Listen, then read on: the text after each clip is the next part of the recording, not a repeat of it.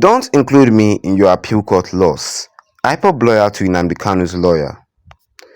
Good morning, everyone, and thank you for tuning in and listening to this headline that we got to end this morning. As a headline for this morning says that don't include me to your appeal court loss.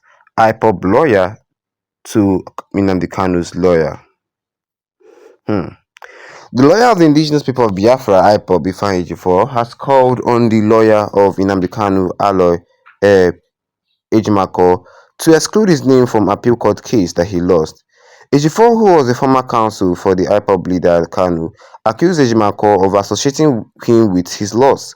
He said this on Sunday while reacting to the case file uploaded by Ejimakor, which had his name as one of the counsels in the case. Nigerian News reported that the appeal court in Abuja on Thursday upheld 2018 ruling by the Federal High Court, which proscribed the Indigenous People of Biafra as terrorist group. According to IPOB lawyer Ejiofor, his involvement in the case ended in 2022. He added that the legal team involving Ejimakor and Machukwu Ume (SAN) amended the entire process filed on appeal.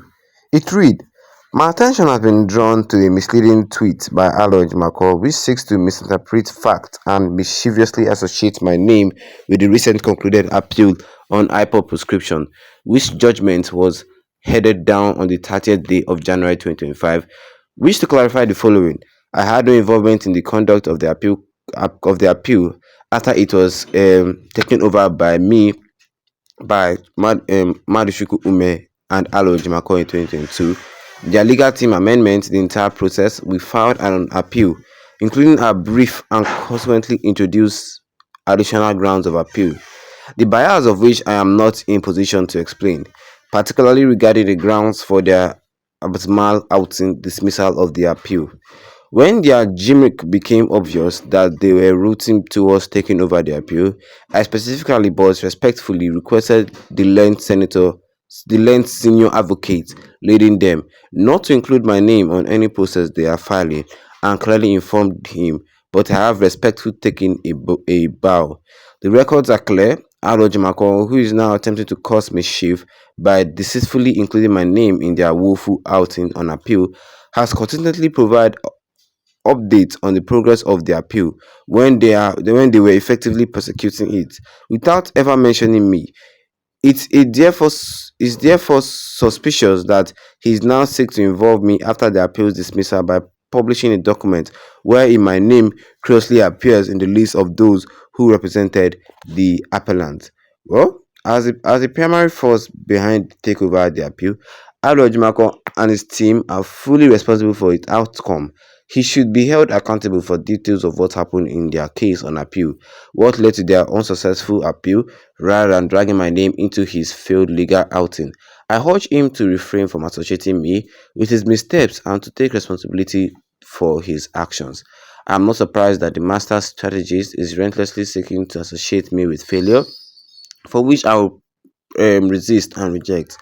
Let's be clear that I distance myself from the proceeding and the outcome of the appeal. Any attempt to mislead the public by linking me to it anyway is both deceitful and unacceptable, and will not be treated with kid glove. And that was what I was said here concerning this silence today this morning. This says that don't include me in your appeal court laws. IPOB lawyer to Kanu's lawyer.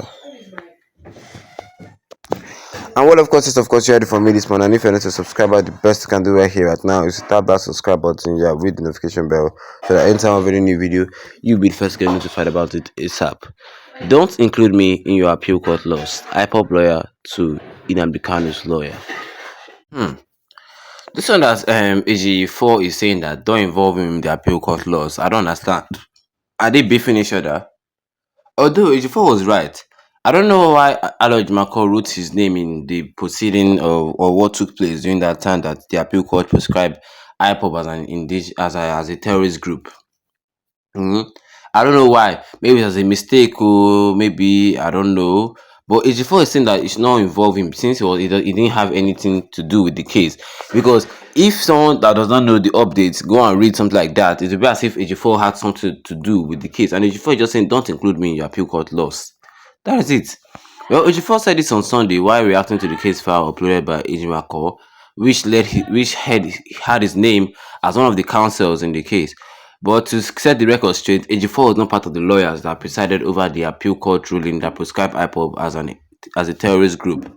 Yes, Ejiofor was not part of the councils that was in the ruling, and I think he made it clear to everybody. But my own is that why is he just coming up online to say don't involve me? I don't understand. Although he dropped in Nnamdi Kanu's case back in 2022, and now it's Ejiofor and this other man that is presiding over the case. But um, let me just say what some people are saying on that here in the comment section, because to me it's kind of strange. Because Ejiofor, since he has done something with Nnamdi Kanu, or he told them are friends, he has presided over his case before. To me, I would say he's not supposed to just come online and say something like this. He would have he would have let it just flow. Okay, Itujuru Eji said that Ejiofor, you collaborated with Nigeria to derail Biafra cause. You did, and you'd want to inform you that whether or not you included in Kanu's caseless court proceeding, the fact remains that you and Nigeria terrorist government have exposed yourself as most inconsistent element of pursuing the case globally, taken as a dubious political intimidation, subjection, and Islamic drive against United States of Biafra. Why is everybody saying that Ejiofor is working with the Nigerian government? Ejiofor, this is not the first time I'm hearing something like this. Okay, Christopher says that to the world court to know if someone is seeking for freedom without weapons could be labeled terrorist. I mean, that's what we see. Since Nnamdi Kanu is seeking freedom without any weapon, he has been labeled as a terrorist.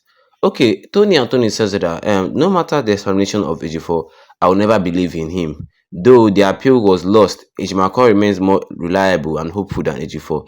Ejiofor can go to places we need him no more. Good. Ejiofor can go to places we need him no more. Well, Anthony was right. Mr. Anthony was right though.